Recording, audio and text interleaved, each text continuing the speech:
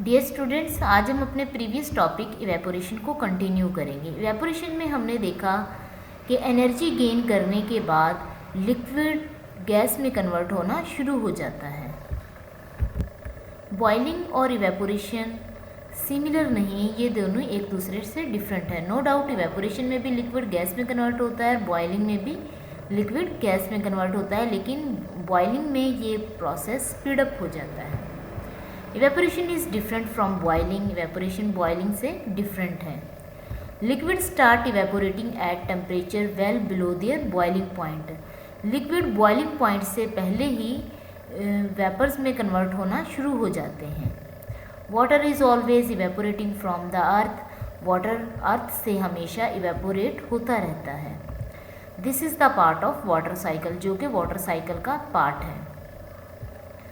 The temperature on the earth never reaches the boiling point of the water.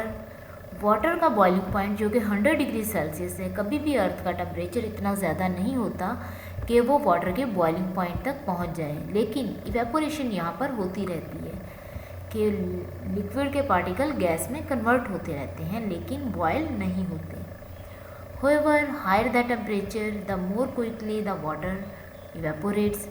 ताहम जैसे जैसे temperature ज़्यादा होता है उतनी ही ज़्यादा इवेपोरेशन स्टार्ट हो जाती है। नाउ लुक हियर, इवेपोरेशन में लिक्विड गैस में कन्वर्ट हो रहा है, लेकिन ये प्रोसेस बहुत स्लो है, लेकिन बॉइलिंग में ये प्रोसेस स्पीड अप हो जाता है।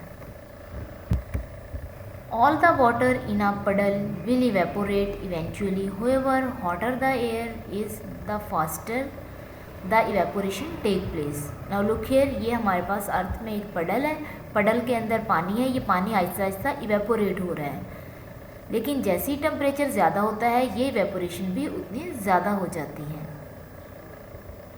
Boiling speed up the evaporation. Boiling से इवेपोरेशन का प्रोसेस स्पीड अप हो जाता है, इंक्रीज हो जाता है। At boiling point all the liquids that is being boiled will evaporate. Boiling point पर लिक्विड के तमाम पार्टिकल जिन्होंने बॉयल होना होता है वो इवेपोरेट होना शुरू हो जाते हैं। नाउ लुक हियर, वो तमाम लिक्विड जिसे बॉयल किया जा रहा है वो इवेपोरेट होना शुरू हो गए हैं।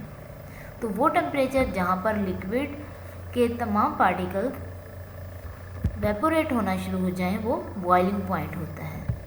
The liquid becomes gas and escape in the air as the vapours. Liquid gas में कन्वर्ट होना शुरू हो गए हैं और वेपर्स की फॉर्म में ये एयर के अंदर एंटर हो रहे हैं।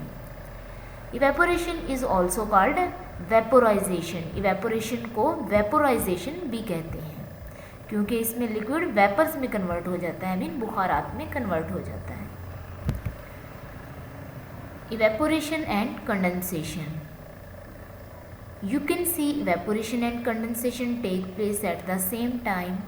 आप कंडेंसेशन और इवेपोरेशन को देखते हैं कि ये एक ही साथ हो रहे होते हैं। If you boil a kettle of water near a cold wall.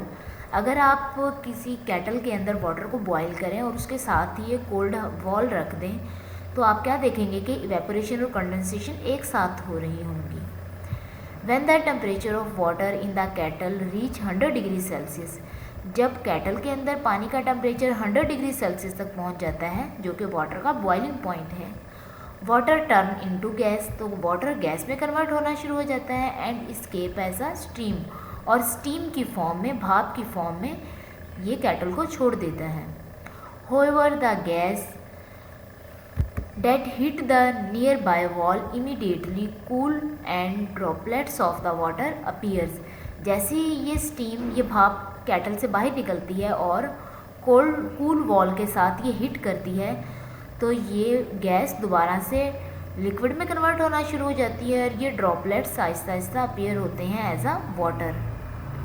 सो यहाँ पर इवेपोरेशन और कंडेंसेशन एक साथ हो रही हैं। जैसे ही हमने हीट अप्लाई की लिक्विड को, तो वो वेपर्स में कन्वर्ट होना शुरू हो गया, और जब वेपर्स किसी कूल वॉल के साथ हिट करते हैं तो ये अगेन लिक्विड बना देते हैं, और ये कौन सा प्रोसेस होता है? Condensation. Thank you so much. Allah हाफिज़।